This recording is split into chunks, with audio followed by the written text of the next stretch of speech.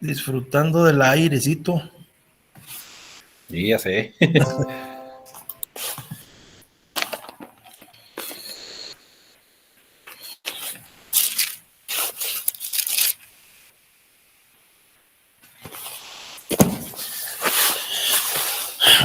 Vamos a hacer una oración, hermanos, en el nombre del Señor Jesucristo, ¿verdad?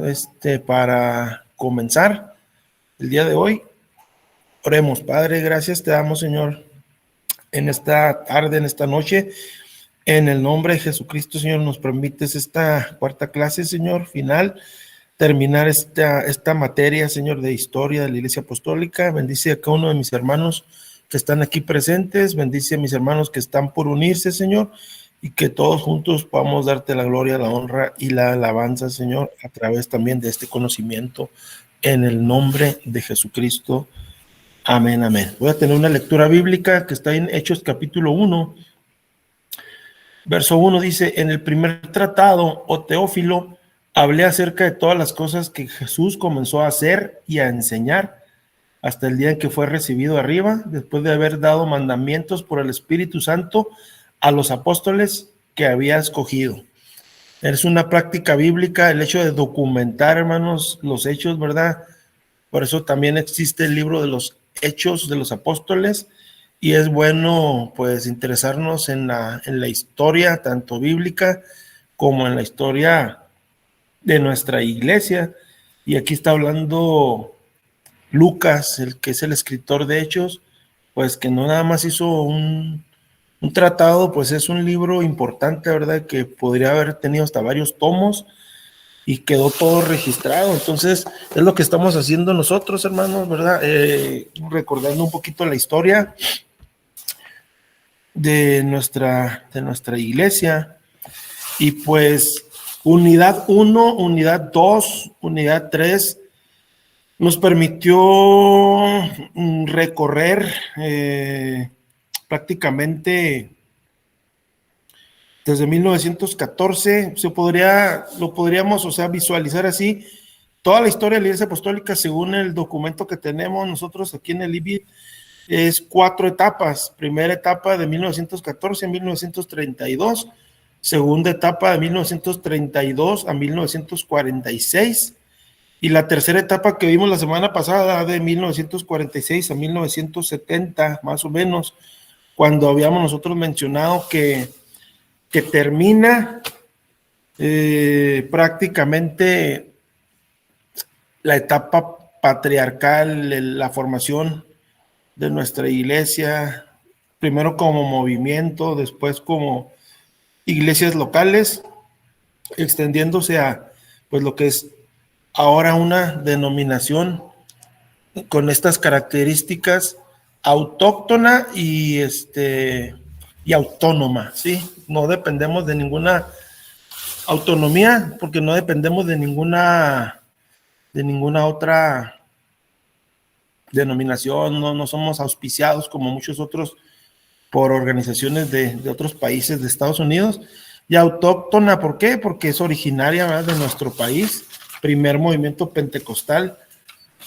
Podría decirse, no conozco mucho la historia latinoamericana, pero podría decirse que tal vez es una de las primeras o primeros movimientos pentecostales latinoamericanos. Padre Cristo, hermano Alejandro. Entonces, amén, hermano, una disculpa, pero ya estamos aquí pendientes. No se preocupe. Entonces, autóctona y autónoma. Esas en la unidad 4, si ustedes le dieron de casualidad alguna leidita, pues así rápidamente hace también como un bosquejo rápido de lo que hemos visto, ¿verdad? En la primera etapa, les decía, 1914-1932, donde apenas se va formando el concepto de misión misionera, nuestra misionera, la hermana. Aquí, como les digo, fechas, lugares y nombres, eso siempre en la historia, fechas, lugares, nombres, 1914-1932, y los 3 principales personajes de la primera etapa. ¿Cuál es? A ver, el hermano Lalo, dígame uno de los principales personajes de la primera etapa. El hermano Gaxiola. Acuérdense que estamos hablando de la primera etapa, estamos hablando de prácticamente Aldama. Ah, ok. Está fácil. Sí. Romanita Carvajal de Valenzuela. Romanita. Otro hermano Lalo, para que no se quede fuera. Mm, El sobrino de Romanita. y era Miguel. Ándele. Miguel García. Otro apellido. García. Miguel García. A ver, nuestra hermana Marcela. Falta uno. El primer pastor. Ortega, creo. Ándele. Rubén Ortega.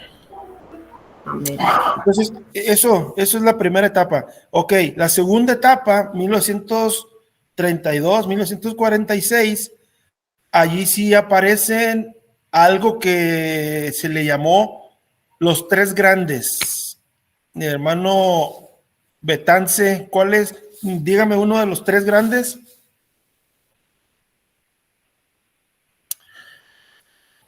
¿Sí está el hermano Noel? A ver, vamos a...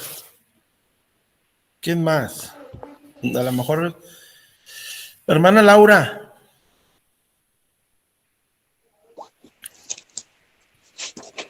La hermana Mayra está levantando la mano, hermano. A ver, ¿quién es? La hermana Mayra. Hermana Mayra. La hermana Mayra. Hola. Gagiola, exactamente. Gagiola. ¿Quién? ¿Quién más? Felipe Rivas, hermano. Felipe Rivas, correcto. Hermano Maclovio Gagiola. Y nos falta uno. Hermano Betance.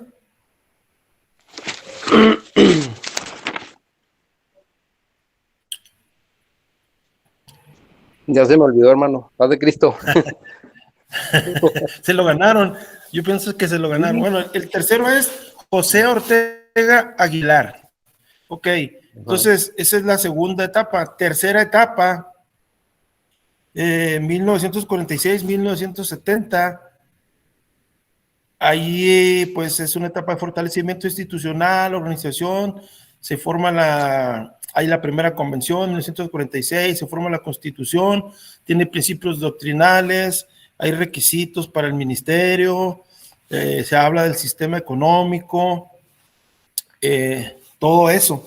Entonces, ahora vamos a entrar un poquito en lo que es la cuarta etapa que corresponde a la cuarta unidad. Recuerde que, por ejemplo, cuando hablamos de los tres grandes, esto es algo que me gusta remarcar siempre porque no tiene nada de malo las estadísticas y todo lo que viene en la cuarta etapa tiene mucho que ver con la expansión, la formalización de la institución, la formación, la personería jurídica, el nombre registrado ante gobernación y todo eso. Pero si se fija, está muy marcado que en la primera etapa de nuestra iglesia tiene que ver mucho con la misión, con la pasión, con la persecución, con lo espiritual, con las manifestaciones de todo tipo, porque en la segunda etapa vimos que hubo por ahí una decena pues confusa, pero derivada también del mover espiritual, ¿verdad? Pues no tenía tanta estructura, también por eso no está registrado tanta estadística, pero pues es algo, hermanos, que a través de los tiempos no se debe de perder. El hecho de habernos convertido, formalizado como una institución, pues no demerita para nada el sentido de misión que originalmente el Señor tiene para nuestra denominación. Yo me lo he explicado a mí mismo de esta manera. ¿Por qué hay tantas denominaciones? Pues antes nosotros pensábamos que éramos la única, tal vez, iglesia verdadera, en aquel celo, en aquella pasión de nuestros padres apostólicos, ¿verdad? Dios nos ha enseñado que hay movimientos verdaderos, iglesias, como me gusta llamarlas a mí, vivificantes, ¿verdad? Podríamos reconocer que no somos los únicos, que somos parte del cuerpo de Cristo y que pues sí vamos aventajados en el sentido de la revelación del nombre de Jesucristo, muchas veces en glosolalia, en manifestaciones del Espíritu Santo, pero este grupito, por ejemplo, de los tres grandes, pues ellos eran hombres íntegros, trabajadores sencillos, sin carrera, sin mucha educación, de fe, de amor, formaron un equipo muy sólido y se complementaron sobre todo unos a los otros. Habíamos visto nosotros que en la primera etapa había cosas tan bonitas, tan sencillas, tan humildes que pues no, somos la Iglesia de México, pero nos vamos a poner bajo la cobertura, bajo las órdenes de la Asamblea Apostólica de Estados Unidos, hasta para decir así conveniencia institucional, para tener cobertura, para tener credenciales, para sofocar toda la crisis que estaban viviendo de la confusión. Y también ellos tuvieron a bien, vamos a soltar las iglesias que están en México, y ya cuando se formalizó el nombre de iglesia en lugar de asamblea acá en México, también la Asamblea de Estados Unidos pues no tuvo ningún problema en soltar, por decirlo así, todas las iglesias que ellos habían fundado, las personas, toda la obra que estaba dentro de la cobertura de su historia de ellos. Entonces es un espíritu muy, muy bonito, hermanos, que sienta nuestras bases de una sencillez. Sí pudiéramos decir que el evangelio, en esa decodificación, por decirlo así, del evangelio, sí teníamos al principio un cierto enfoque, como si esta parte del evangelio, como si el mensaje fuera explícitamente dirigido para gente sencilla, para gente de campo. Sí, hermano Alejandro. Para comentar, hermano, que afortunadamente dentro de toda esa gente que estuvo trabajando en aquellos talleres, hubo mucha visión, fueron hombres muy visionarios, que yo conforme estuve leyendo la historia, me llamó la atención que cómo fueron adelantados a su tiempo, me explico, de que digas tú, caray, estos hermanos ya como que tenían así la visión muy adelantada, y fundaron unas buenas bases para que esto creciera y que permaneciera. Entonces, gracias a Dios por esos hombres, por la vida de esos hombres que sacrificaron, por sus familias, por decir la gente de lo que platicaba usted del misionero que se vino un año para acá a supervisar y todo eso. Entonces son cosas que uno, caray, si uno lo vive en carne propia, te das cuenta que ellos realmente se sacrificaron por la iglesia. Amén, amén. Sí, hablando de perfiles, pues eso es lo que marcaba. Acuérdense que hablamos de las credenciales. ¿Cuáles son las credenciales de ellos? Pues la humildad, el servicio, la pasión, la entrega. No eran credenciales del instituto tal o cual, aunque ya cuando la familia Gagiola comienza a incursionar dentro de las filas de los hermanos apostólicos, ellos fueron gente muy preparada. De hecho, casi me podría yo atrever a decir que no hemos superado hasta la fecha la etapa de Maclovio, más bien de Maclovio y de Manuel J. Gagiola, porque si se fijan, es nuestro teólogo. Hasta la fecha, sus libros son libros de texto para nuestras materias. No hay tanta producción teológica por parte de... Sí existe, por ejemplo, los graduados del CCM, pues tenemos libros de nuestro hermano secretario que acaba de salir, el hermano Uribe, pues él también escribió acerca del Pentecostés, escribió, tiene libros acerca de teología, Gabriel López Favela, hay varios nombres, pero así el teólogo reconocido históricamente, pues es definitivamente nuestro hermano Manuel J. Gagiola, con ese tratado del Serpiente y la Paloma. Y sí, como dice mi hermano Alejandro, eran sencillos, pero pues no eran ignorantes, ¿verdad? Eran usados, sobre todo, tenían unción, eran usados por el Espíritu de Dios. Muchos de ellos eran pues comerciantes también. Esos perfiles como de cierta autonomía, panaderos, su propio negocio, como se dice en México, su propio changarro, fotógrafos, panaderos, zapateros, entonces, de todo, de todo. Y Dios ha bendecido muchísimo la iglesia, lo vamos a ver ahorita a través de la Cuarta Unidad, cómo pues ahorita gracias a Dios le dieron mucho énfasis a la educación y ahorita pues hay gente muy preparada, ¿verdad? En todas las áreas y somos una iglesia con mucha diversidad cultural y educativa. Hermana Mayra, Araceli. Adelante, hermana. Perdón, hermano, no se me movió. Ah, es que veo que está levantando la mano. Ok, entonces, así siéntanse con libertad, hermanos, de levantar la mano y de opinar, ¿verdad? Vamos a estar avanzando. Entonces, por ejemplo, la cuarta etapa ya es una etapa de mucha organización. Hay, por ejemplo, el libro ese de Mis Memorias de José Ortega Aguilar, es muy recomendable porque a partir de 1971, vamos a avanzar así rápidamente ahorita que nos alcance el tiempo, de 1971 hasta la mesa directiva que acaba de salir ahorita con nuestro hermano Samuel Sánchez Armenta, todo ese periodo. Entonces, como les digo, ya es mucha recopilación estadística de crecimiento, de formación de células, de expansión de los distritos, de los obispados, de las figuras, de los personajes, de los obispos presidentes.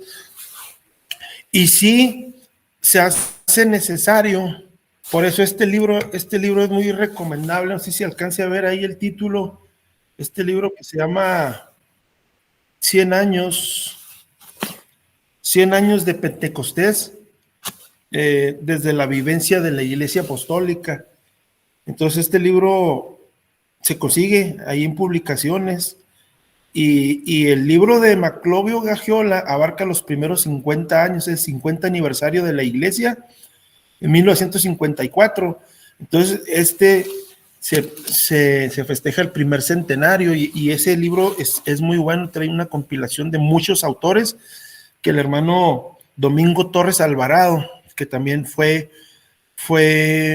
obispo presidente y que no sé si todavía había una comisión de investigación histórica que me parece que todavía existe, que promovió nuestro hermano Domingo Torres en ese sentido de la historia pentecostal, porque nuestra historia no nada más es estadística y crecimiento y cuántos bautismos y esto y lo otro, sino esa misma pasión que tenían nuestros padres apostólicos permea todavía la iglesia. Hay mucha gente así, pero no está tan documentado. Eso es lo que el hermano Domingo Torres Alvarado pretende, o la iglesia pretendía a través de él, recopilar la historia de pasión que continúa hasta nuestros días, los brotes de avivamiento, las manifestaciones espirituales que se puedan dar en los diferentes distritos.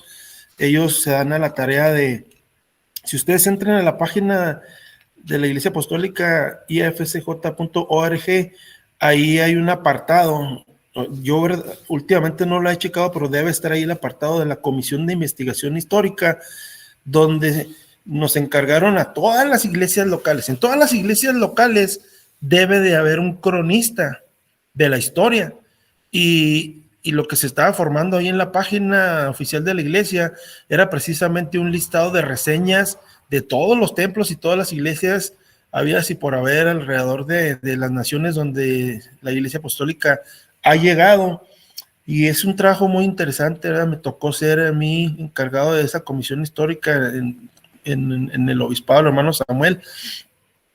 Y pues es un trabajo muy exhaustivo, pero pues nos necesita gustarnos precisamente la historia, y el hermano Domingo hacía mucha énfasis en las reuniones que teníamos como coordinadores, que pues no nada más fueran estadísticos las historias que se suben a la reseña, sino quién fundó, qué familias, qué lugares, quién invirtió, qué manifestaciones, cómo se movió el Señor, qué palabra, bajo qué promesas, bajo qué palabra van surgiendo las historias, hermano, como surgen las iglesias locales, son muy, muy, muy interesantes, ¿verdad? Entonces, por ejemplo, si a alguno de ustedes le gusta la historia y si no hay cronista en su iglesia local, pues usted puede pues ahora sí que proponerse a sí mismo, ¿verdad? Y decir, hermano, pues si quiere yo le ayudo con la historia, en caso de que le guste estudiar y que se apasione por la historia, y pues dejaría un legado allí. Esta reseña, pues la hizo el hermano Chavira, la hizo el hermano Betance, la hizo la hermana Nájera, ¿verdad? Eso es muy importante recopilar. Bueno, vamos a avanzar. Entonces, a partir de 1971, el hermano Manuel J. Gagiola, entonces de 1971 a 1974, él es el obispo presidente. Él, pues, tanto el hermano Gagiola como me parece que, ¿quién podría ser? Tal vez el hermano Ortega también. Ellos sí venían ya de un instituto muy reconocido hasta la fecha, el Instituto Fuller de allá de Pasadena, California. Hasta la fecha, me parece que el hermano Gagiola hasta hizo un doctorado. El hermano Domingo Torres Alvarado hizo una maestría allá en el Instituto Fuller. Entonces, ellos sí tenían sus licenciaturas, sus maestrías, estaban bien preparados. Entonces, con esa visión, pero fíjese, con esa visión, él llega a la presidencia, a ser obispo presidente, y de 1970 al 74 hace un plan de trabajo de expansión que le llamaron Crezcamos en Todo. Alguien también le llegó a llamar a este programa las 4E. ¿Por qué las 4E? Porque los postulados del programa eran la evangelización, la espiritualidad, la educación y la economía. Entonces, todos esos aspectos eran como 4 pilares del programa. Evangelización, pues ahí respecto al crecimiento de la iglesia, crecimiento numérico y plantación de iglesias. Cuando hay pilares de los programas, como más adelantito lo vamos a ver en el programa Excelencia, también tiene 4 pilares. Y por ejemplo, esos programas como las secretarías generales son pilares, ¿verdad?, que existen para el programa de nuestras iglesias, pero muchas veces el obispo, el presbítero, el pastor, por cierto perfil personal, pues le damos más prioridad a unas cosas que a otras. Entonces, alguien se enfoca más en evangelismo, alguien se enfoca más en educación, alguien pues trae un llamado muy fuerte a la asistencia social, y a veces puede suceder que se descuidan otras áreas. Por ejemplo, estos 4 pilares postulaban que tenían que tomar en cuenta el crecimiento numérico y plantación de nuevas iglesias, un poquito como lo era el modelo de Sinaloa.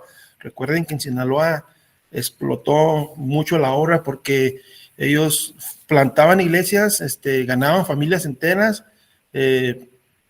capacitaban líderes y la expansión se iba dando. Entonces, pero no nada más era lo sistemático, sino también la espiritualidad. La segunda E, pues, significa espiritualidad, para que en las iglesias, no solamente debe de haber un crecimiento cuantitativo, numérico, sino también cualitativo, ¿verdad? En crecimiento, por ejemplo, en dones del Espíritu. Eso me llama la atención, que puede ser como una propuesta de reforma que ustedes pueden hacer, que nosotros podemos hacer, porque hay evaluaciones cuatrimestrales y las evaluaciones cambian mucho de acuerdo a las gestiones de las mesas directivas. Y por ejemplo, para no olvidar la parte cualitativa, espiritual, pues a mí siempre me ha llamado la atención que no se pregunta. A lo mejor es una idea mía, pero digo yo, bueno, no se pregunta cuántas liberaciones hubo en el cuatrimestre, cuántas sanidades. A veces sí vienen ese tipo de preguntas. Por ejemplo, lo que más he visto yo es cuántas personas hablaron en lenguas, y ya en ciertas etapas esa pregunta también ya había desaparecido de la evaluación. Yo escuché algunos comentarios de pastores que, oye, pues no se nos olvide la pentecostalidad, no se nos olvide, no nos vayamos nada más por lo estadístico, sino cuántas personas, cuántas campañas de sanidad hubo, cuántas cuántas veces hubo campaña de evangelismo, cuántas personas hablaron en lenguas, todo eso, porque ese es el verdadero también pilar que mueve, el motor que mueve a la Iglesia Apostólica, pues es la manifestación del Espíritu Santo. Así nacimos, así viene nuestra raíz desde Azusa. Entonces la tercera E se refiere a la educación, cosa que nuestros padres desde la primera etapa se preocuparon mucho por escribir puntos doctrinales, por tener tratados. Gracias a Dios que de los tres grandes, dos eran escritores, José Ortega y Maclovio. Entonces fíjese qué bonito, desde el principio hay documentación y también hay ese perfil de capacitar al ministerio, no nada más de manera así como inspiracional, sino en base, ahorita por ejemplo la Constitución marca para la ordenación, marca cierto nivel de estudios seculares y también los requisitos para ministros debe también de tener acreditaciones en escuelas oficiales de la Iglesia Apostólica, como es ahora el IBID, como es el CCM, lo que antes era, a mí me tocó el ICM, ya no me acuerdo ni cómo se llamaban, pero siempre ha sido un requisito, ¿verdad? Que haya un equilibrio, ¿no? Eso precisamente fue lo que pasó en la escena trágica oscura, que había una lucha entre la letra y el espíritu. Ahorita estoy hablando de esto como un preámbulo a otra crisis que se dio durante el episcopado de nuestro hermano Manuel J. Gagiola, precisamente derivado de eso. Entonces, siempre va a haber un equilibrio entre la palabra y el espíritu. Hay alguien que, por ejemplo, nuestros teólogos tuvieron a bien, pues impulsar la palabra y el estudio, y dentro de los mismos tres, a lo mejor el mismo Felipe Rivas era la parte que empujaba por la parte espiritual, el hermano Ortega, ¿verdad? Las visiones, la revelación, la manifestación del Espíritu Santo, y debe de haber ese equilibrio. Cuando se pierde ese equilibrio y que se va como en los profetas falsos, esos que entraron en aquella década, pues ellos decían que en la letra no, que la Biblia no, que el ministro ordenado no, que el espíritu lo que hablase, nada más, pero por medio de ellos. Entonces eso ya se llama manipulación.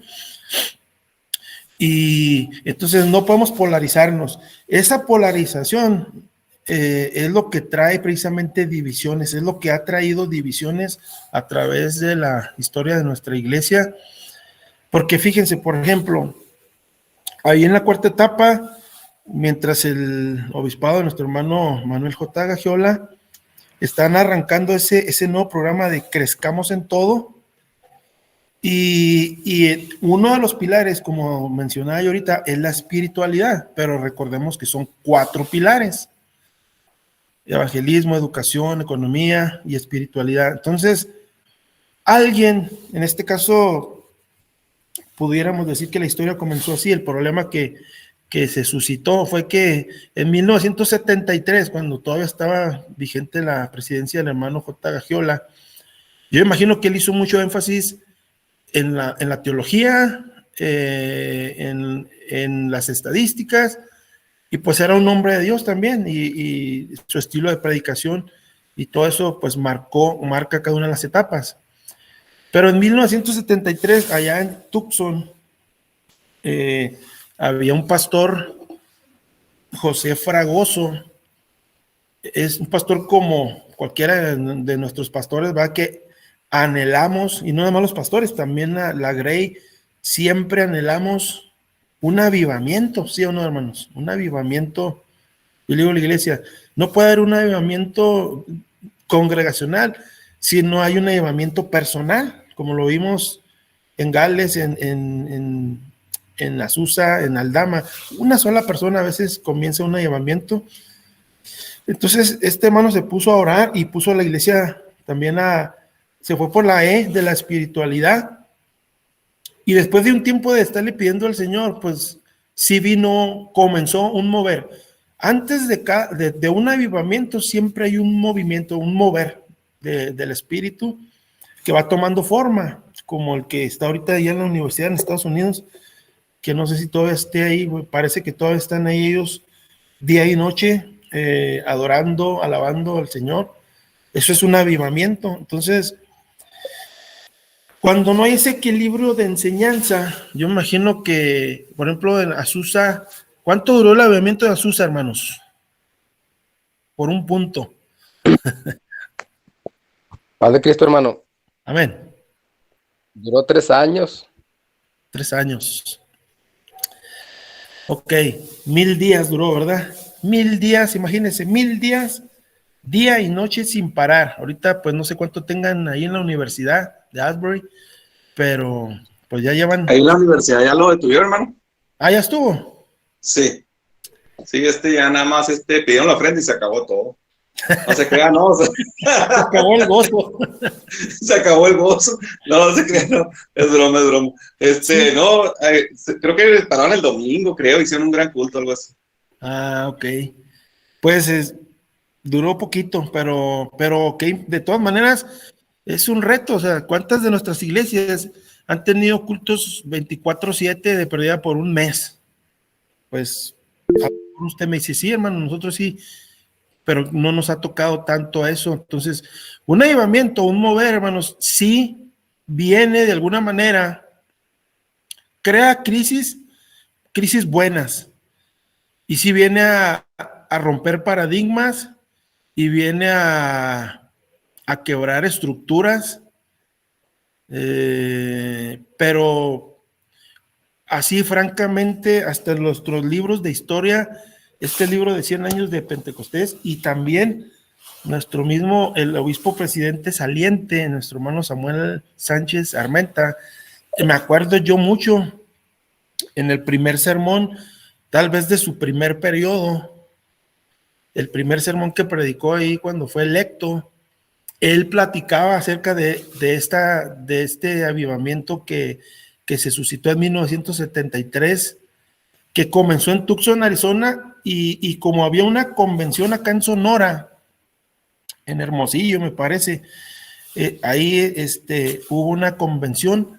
Entonces yo creo vinieron los hermanos de allá del sur de Estados Unidos y traían ese fuego, y lo que comenzó a pasar mucho en esa manifestación, especialmente en esa, fíjese otra vez, primero la hermana Romanita Aldama, y en 1973 las que se comenzaron a levantar en el espíritu así fuerte de una manera muy, muy poderosa fueron las mujeres nuevamente. Ellas comenzaron a profetizar en ese mover. No sé si les ha tocado a ustedes un tipo de mover cuando hay lenguas e interpretación de lenguas que por turnos y luego están interpretando. Entonces esa es la manera que empezó el avivamiento. Todas las mujeres empezaron a profetizar y se extendió pues por todo Sonora, y yo pienso que llegó hasta Sinaloa.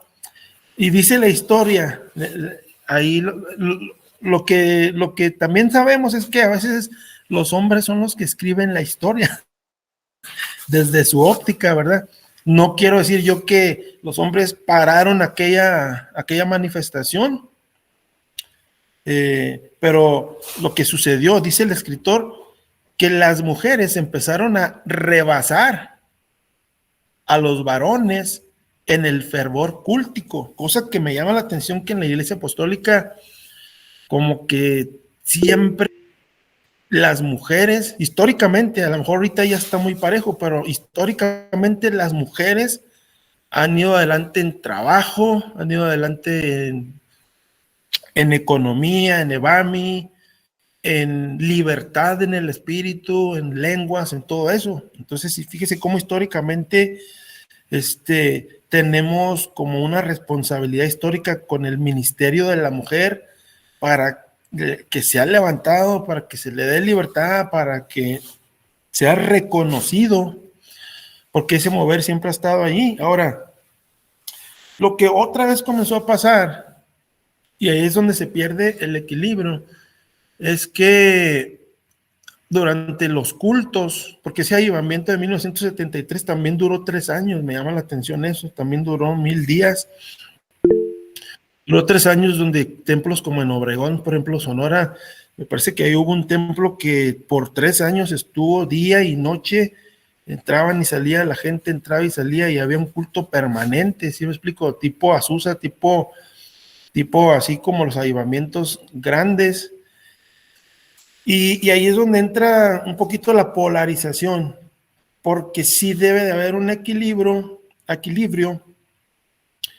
pero no debe, yo digo, no debe de, ¿cómo le podría decir? No puede estar, por ejemplo, digamos, la teología o la misma palabra. Usted sabe que la Biblia, pues, está escrita, es palabra de Dios, pero esto también se le llama palabra logos. Esto es algo, si no hubiera espíritu, pues es un libro.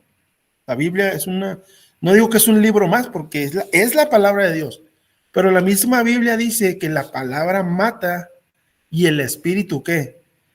Vivifica. Entonces, por eso debe haber un equilibrio. Lo que comenzó a pasar en esos cultos es que otra vez ya no, por ejemplo, ya no había predicación, se tomaba como el control de la palabra. Aquí la palabra control es muy importante porque a veces, pues la Biblia dice que el espíritu de los profetas está sujeto a los profetas, entonces no se debe descontrolar prácticamente nada. Incluso Pablo mismo dice en Corintios que cuando estemos hablando en lenguas, que hablemos por turnos y que veamos quién interprete y quién no. O sea, hay orden, hágase todo, dice, decentemente y con orden, y eso es lo que pasó en las 2 crisis que hemos visto hasta ahorita, de que se pierde el orden, de que se toma control, los pastores ya no podían predicar, ¿verdad? Por las lenguas y por los mensajes tan impactantes, gloriosos, hermano. O sea, ahí cada quien va a platicar, pues sobre todo los hermanos que les tocó vivir aquel avivamiento, pues platican desde la óptica que les tocó a ellos. Si se metieron bastante en el mover del Espíritu y fueron tocados por el fuego del Espíritu Santo, pues hermanos, es algo glorioso. Y esa corriente que a lo mejor siempre hay una corriente que defiende el orden. Acuérdense que en el avivamiento de Hechos capítulo 2, pues estaba derramando el Espíritu Santo, es como un desorden, es como no es un desorden, pero se ve así como, estos están borrachos. Y Pedro les tuvo que decir, no están borrachos, esto que ustedes están viendo y oyendo, el avivamiento se ve y se oye. Esto es la promesa de Joel 2:28, que en los postreros días derramaré mi espíritu sobre toda carne. Entonces, fíjese cómo es una línea muy delgadita, porque sí debemos de buscar. Yo una vez platicaba con una persona y digo, es que debe de haber más palabra profética, debe de haber más manifestaciones del Espíritu. Y me decía, es que hay muchos falsos profetas, es que hay mucha falsa palabra. Le digo, es que lo falso no puede apagar o matar lo verdadero. Simplemente, en palabras de todos los historiadores y también el obispo presidente en aquel primer sermón lo dijo, esto es triste decirlo, pero así se dijo y se dice en los libros, no se supo pastorear el avivamiento. Necesitamos un avivamiento, pero necesitamos saber pastorear el avivamiento. Por no saber pastorear el avivamiento, el mismo obispo nos decía, el hermano Samuel, se sofocó, así con esas palabras, le dijo, se sofocó en 1973 un avivamiento en aras del orden. Y pues que Dios nos dé sabiduría a nosotros en nuestra generación como para pues provocar literalmente un avivamiento y que todo en el avivamiento de Hechos capítulo 2 no se sofocó, sí se criticó, unos estaban atónitos, otros estaban maravillados, otros estaban criticando, pero inmediatamente todo se debe analizar. La regla del discernimiento espiritual es que todo se analiza por medio del fruto, qué es lo que trajo aquel fruto. Entonces, Hechos capítulo 2, muchos bautismos masivos, 3,000, 5,000 sanidades, milagros. Usted puede leer el libro Los Hechos lleno de milagros, de portentos, de maravillas, de todo eso, el poder de Dios derramado.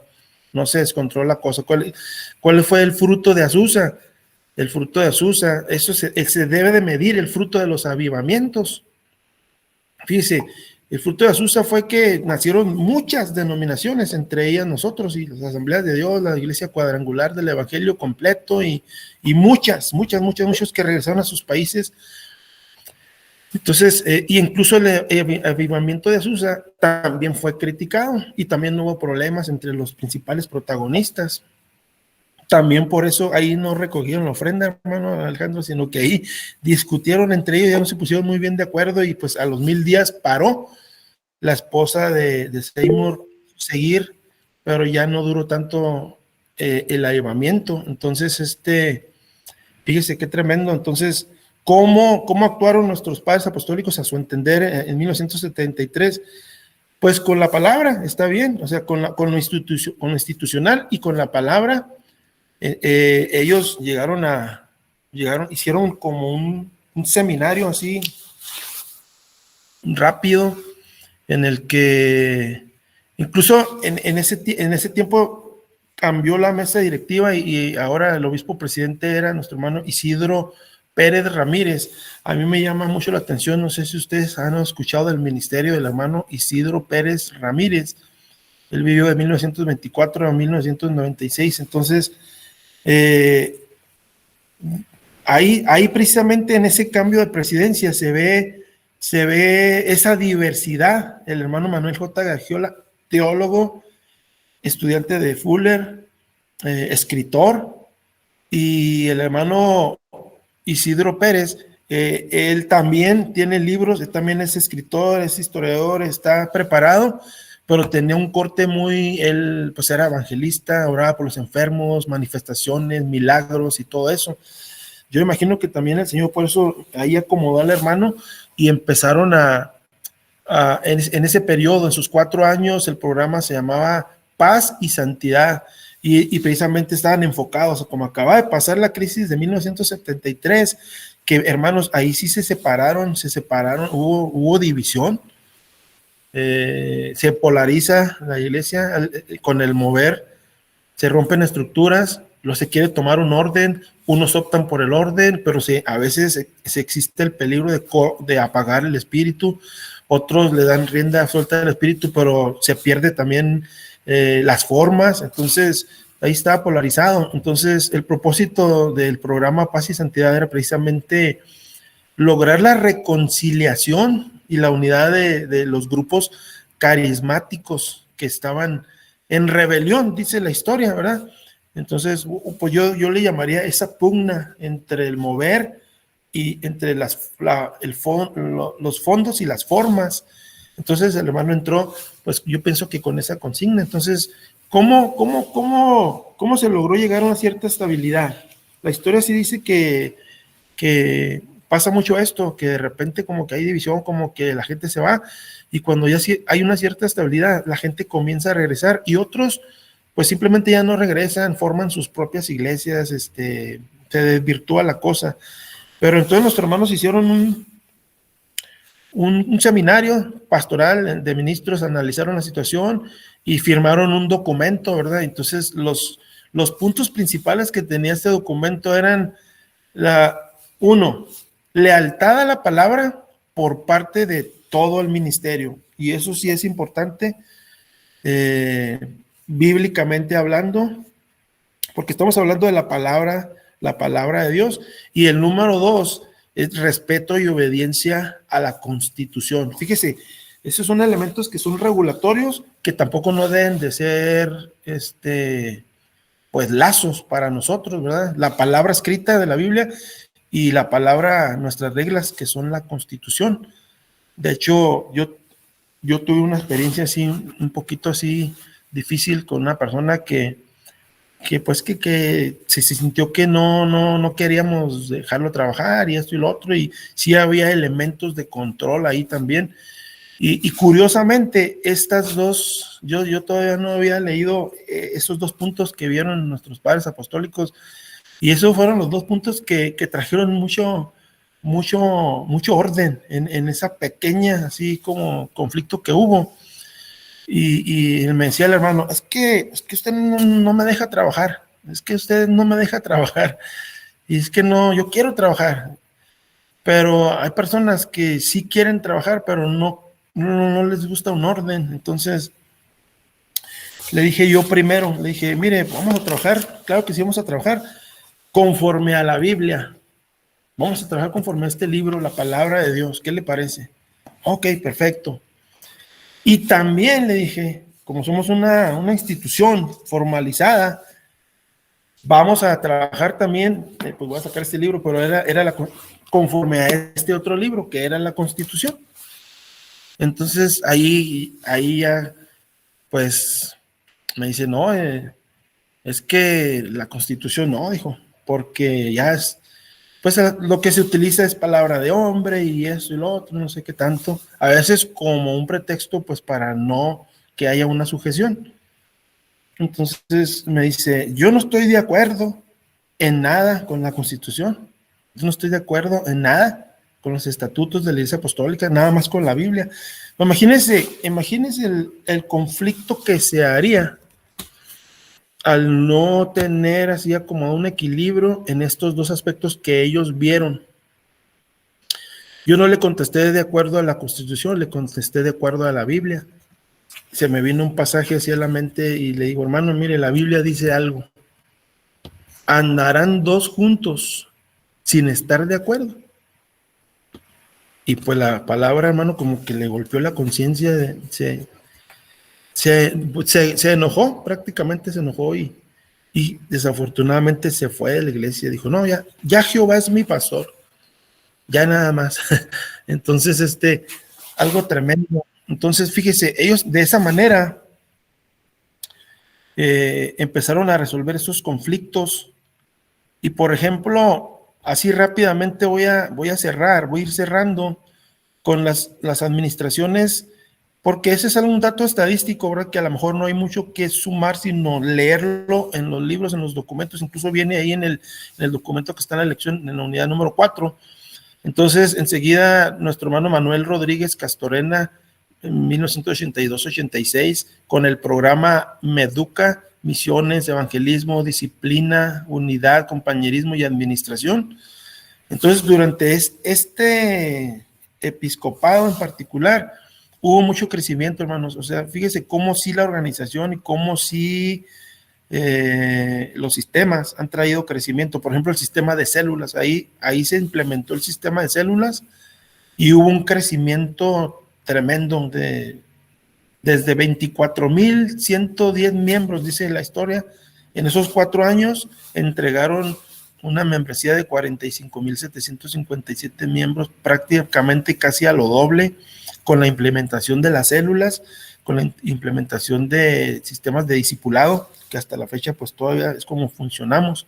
Enseguida, el hermano Abel Zamora, ¿verdad? que pues él por causas de cáncer pues falleció. Él tomó la presidencia y nomás duró 6 meses como obispo presidente, y él pues se fue, partió con el Señor, y inmediatamente se hicieron las elecciones para ver quién lo relevaba, y entró el hermano Miguel Agustín Reyes en 1987. Después viene el hermano Domingo Torres Alvarado, que les comentaba, con un programa a partir del hermano Domingo Torres.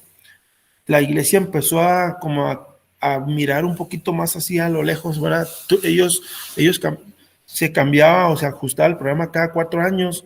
Con el hermano Domingo Torres, ellos elaboraron un programa para 10 años. Desde 1990 hicieron uno que se llamaba Misión Apostólica 2000, que tenían una meta para 10 años. O sea, él iba más allá de su propia presidencia. Y eso nos hace mucha falta y nos hace mucho bien como iglesia, tener programas permanentes para largo plazo.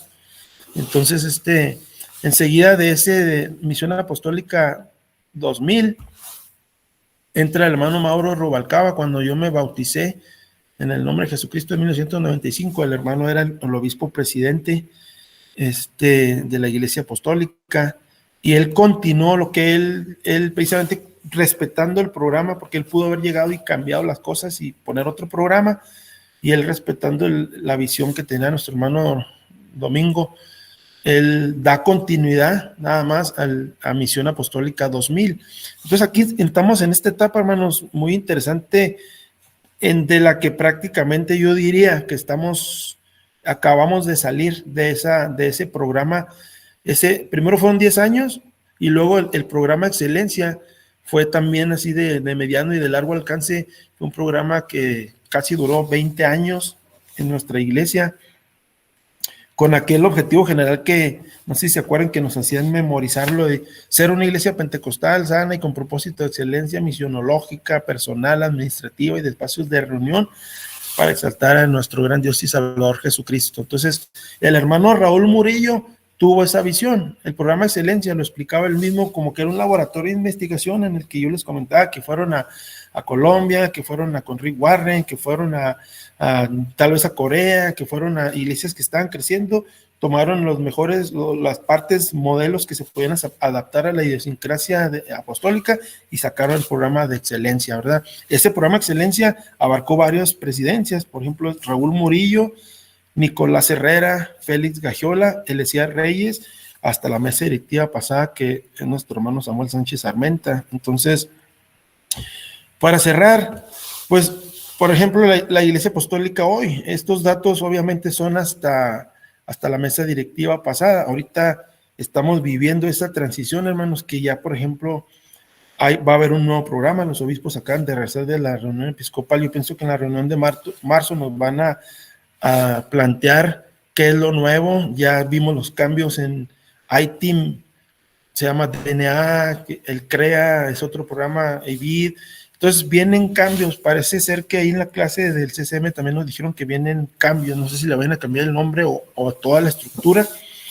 Entonces, hermanos, pues la iglesia ha estado evolucionando. Ahorita tenemos presencia en México desde 1980, en Estados Unidos, de manera institucional fuerte, en Latinoamérica, en Europa, en África. O sea, es una iglesia que, gracias a Dios, las estadísticas como membresía, pues entran también los niños y a veces también como personas que a lo mejor todavía no son miembros regulares, pero que están ahí presentes en las evaluaciones que se presentan ahí en el libro.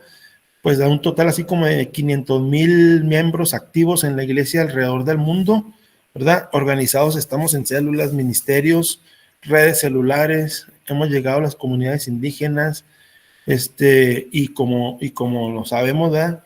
Nuestra estructura de gobierno, pues es una mesa directiva general que tiene 8 puestos, tiene obispo presidente, secretario general, secretario administrador, secretario de misiones, secretario de evangelización, secretario de asistencia social, secretario de educación y un supervisor en los Estados Unidos, hermanos. Y ya debajo de esa cabeza de gobierno principal, pues está el cuerpo episcopal, los obispos de cada distrito, los presbíteros, los pastores y los coordinadores locales, ¿verdad? Entonces, para la implementación del programa, hermanos, pues hay mucho que decir, hermanos. Dijo un hermano, ese es mi corto hablar.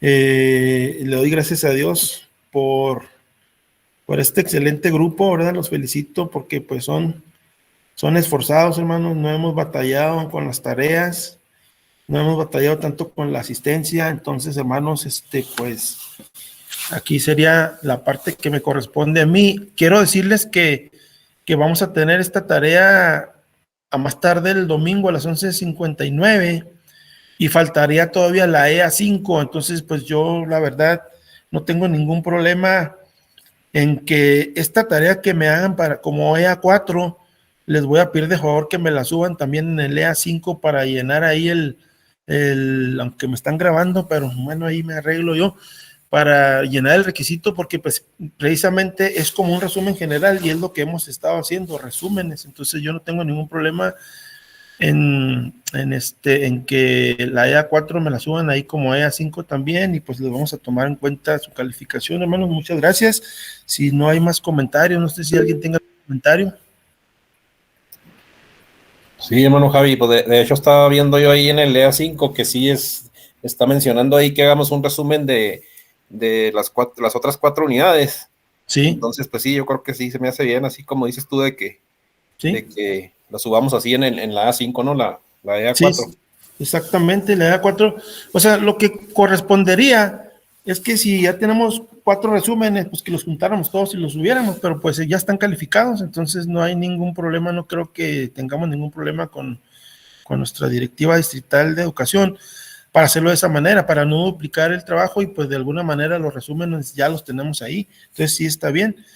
Me lo suben en el EA4, en el EA5 también y ahí les damos la calificación con la ayuda de Dios. Y pues los felicito, hermanos, a todos, hermanos. Muchas gracias por su tiempo, gracias por estar aquí conectados y pues nos vemos en la próxima clase, primeramente el Señor. Javi, muchas gracias. Gracias, hermanos. Dios los bendiga. Dios te bendiga. Muchas gracias, hermano. Dios le bendiga. Dios lo bendiga. Dios lo bendiga. Dios lo bendiga, hermano. Muchas gracias. Amén, amén. Dios me los bendiga. Ahí les encargo mucho la tarea.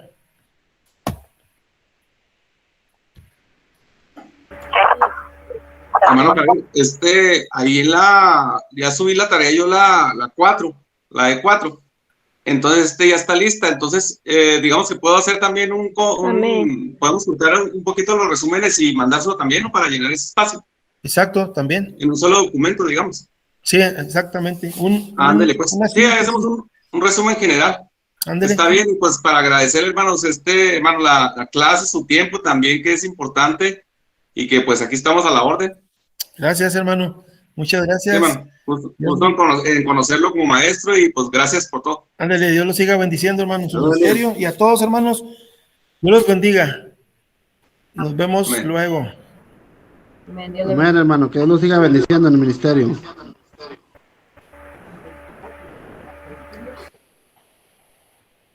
Amén.